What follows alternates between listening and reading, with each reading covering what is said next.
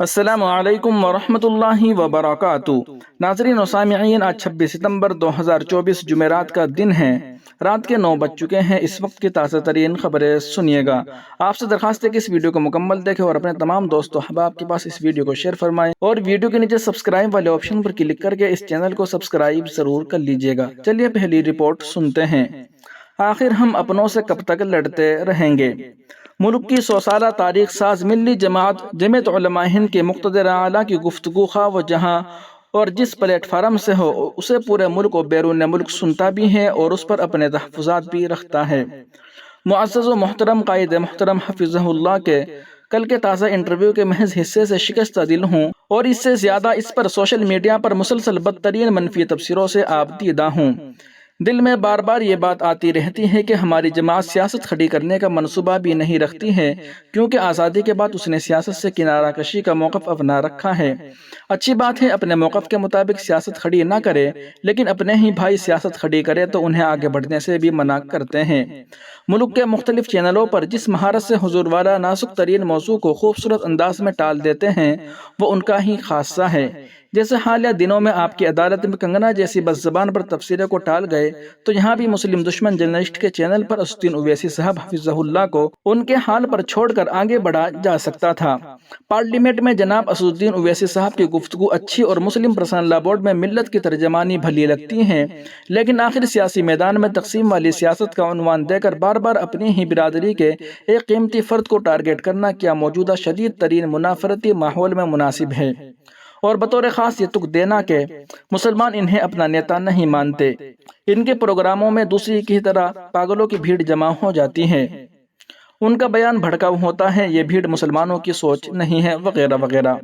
ہم لوگ اپنی جانیں ہتھیلیوں پر رکھ کر جمعیت علماء ہند کے موقر قیادت اور اس کی عظیم تحریک سے وابستگی کو اپنے لیے فخر کی بات اور عبادت سمجھتے ہیں، لیکن ایسے مواقع پر اندر سے دل ٹوٹ پھوٹ کا شکار ہو کر رہ جاتا ہے اور الفاظ نہیں ملتے کہ بولے تو کن کو بولے اور کیا بولے۔ ہم نادانوں کی بھی بات پر دھیان دینا ہوگا کہ آج کی ملک کی سیاست 60-70 سالہ قدیم سیاست سے بالکل مختلف ہو چکی ہے۔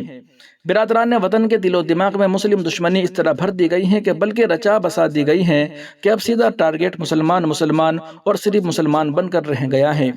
مساجد، مدارس، خانقاہیں، عبادت گاہیں، عیدگاہیں اور ملی جماعتیں سب فقط اسی لیے نشانے پر ہیں کہ مسلمانوں سے وابستہ ملی و اسلامی شاعر ہیں، جن سے ہماری باغیرت و باعصمت قیادت روزمرہ نبرد آزما ہیں۔ ابھی تو اور بھی بدترین حالات کے آنے کے امکان ہیں۔ دعووں پر دعوے ٹھوکے جا رہے ہیں۔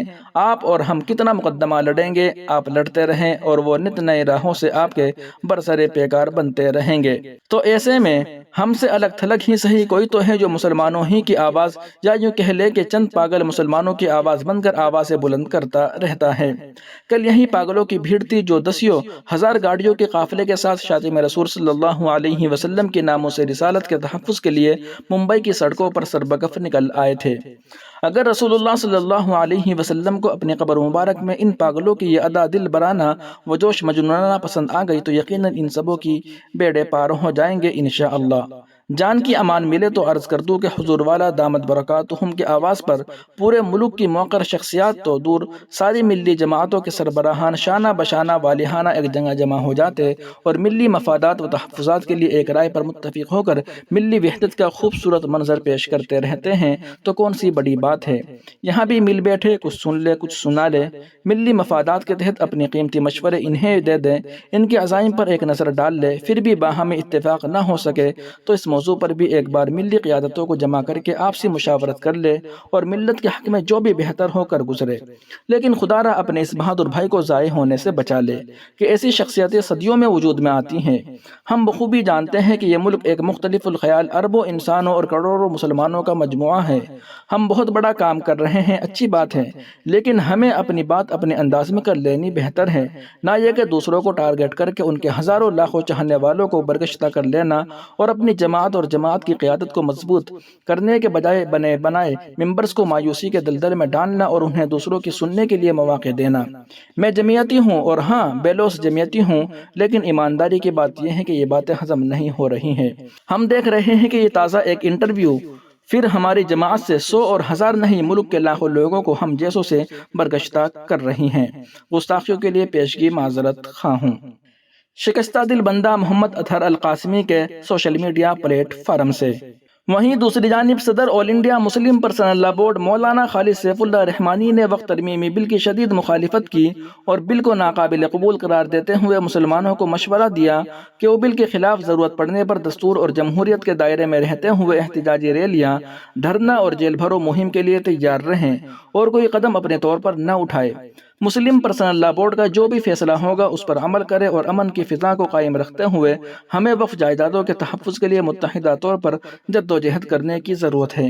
یہ لڑائی ہرگز ہندو مسلم لڑائی نہیں ہے، بلکہ ہم کو برادران وطن کا احترام کرتے ہوئے اور انہیں اعتماد میں لے کر ہمیں حق و انصاف کی اس لڑائی کو آگے بڑھانے کی ضرورت ہے۔